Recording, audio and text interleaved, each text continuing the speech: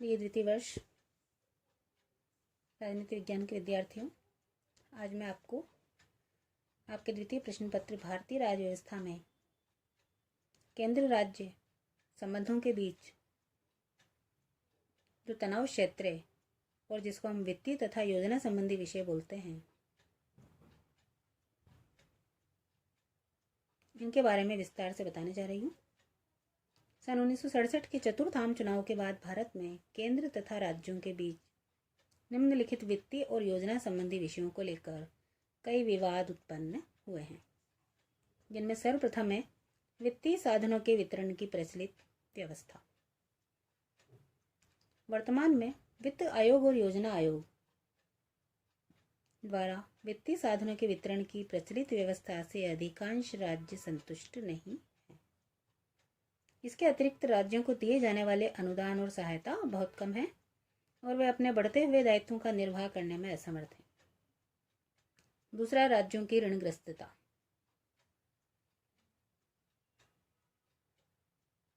अधिकाधिक रूप से वित्तीय साधनों के लिए केंद्रीय सरकार पर राज्य निर्भर होते चले गए और गत लगभग 5 दशकों से भी ज़्यादा समय हो गया है कि राज्यों की ऋणग्रस्तता में लगातार वृद्धि हुई है। केंद्र के साथ राज्यों की ऋणग्रस्तता इस स्थिति में पहुंच गई है कि ऋण अदायगी तथा ब्याज की रकम मिलाकर नई केंद्रीय सहायता से अधिक हो जाती है। तीसरा, वित्त आयोग की भूमिका। आलोचना का विषय यह भी है कि केंद्र से हस्तांतरित होने वाली राशि का केवल 1/3 भाग ही वित्त आयोग की सिफारिशों पर होता है, जबकि 2/3 भाग वित्त आयोग के क्षेत्र से बाहर है। चौथा है आर्थिक नियोजन के संबंध में भेद। योजना आयोग की भूमिका को लेकर भी केंद्र और राज्यों के बीच विवादों में बहुत अधिक वृद्धि हुई है। पांचवा, अंतर्राज्यीय व्यापार। संविधान के अनुसार अंतर्राज्यीय व्यापार के नियमन की शक्ति केंद्रीय सरकार में निहित है। केंद्रीय सरकार राष्ट्रीय और राज्य हितों या राज्य विशेष के हितों में समन्वय स्थापित करने के लिए कभी कभी हस्तक्षेप करती है। वित्त आयोग की बात करें तो संविधान के अनुच्छेद 280 में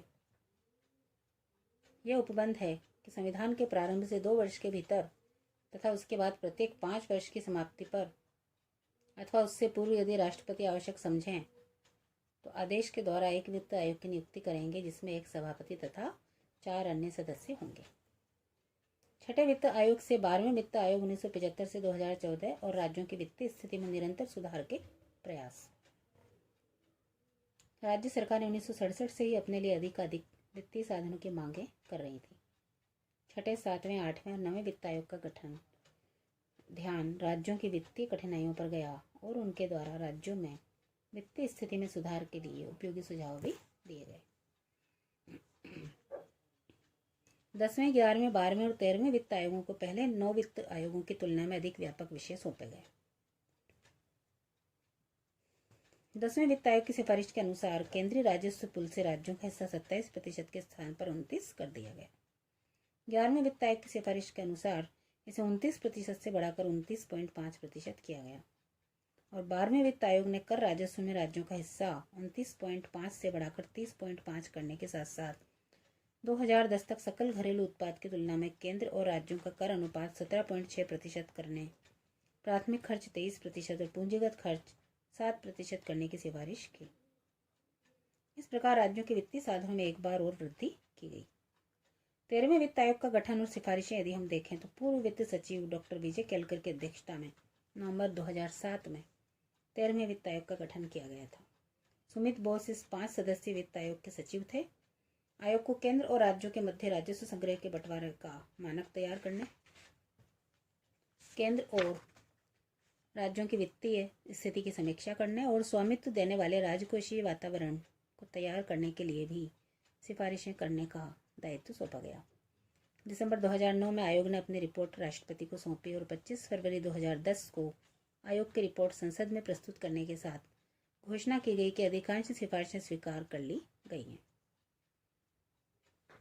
इस आयोग की सिफारिशों की विशेष बात यह है कि पहली बार स्थानीय निकायों, ग्रामीण और शहरी की वित्तीय आवश्यकताओं और कठिनाइयों को ध्यान में रखते हुए सिफारिश की गई कि स्थानीय निकायों को संसाधन जुटाने के अधिकार दिए जाने चाहिए। अब उनको और अधिक अधिकार दिए गए। आयोग की सिफारिशें 1 अप्रैल 2010 से 31 मार्च 2015 के लिए थी। 14वें वित्त आयोग की स्थापना और प्रतिवेदन देखें तो 2 जनवरी 2012 को राष्ट्रपति द्वारा वाई वेणुगोपाल रेड्डी पूर्व गवर्नर रिजर्व बैंक की अध्यक्षता में 14वें वित्त आयोग की स्थापना की गई। इस आयोग ने 15 दिसंबर 2014 को अपना प्रतिवेदन प्रस्तुत किया। वित्तीय साधनों का न्यायपूर्ण आवंटन देखें तो नए संतुलन की खोज के लिए केंद्र राज्य आर्थिक संबंधों को अधिक सहज बनाने के लिए प्रशासनिक सुधार आयोग और राजमंडार समिति प्रतिवेदन में भी विचार किया गया।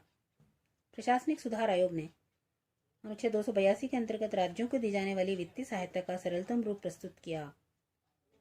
संक्षेप में राज्यों की वित्तीय क्षमता में वृद्धि करने हेतु निम्नलिखित 4 मोटे मोटे सुझाव दिए जा सकते हैं। राज्यों के राजस्व में वृद्धि करने हेतु कराधान की मदें और दी जानी चाहिए। योजनागत और गैर योजनागत अनुदानों के अंतर को समाप्त करना चाहिए।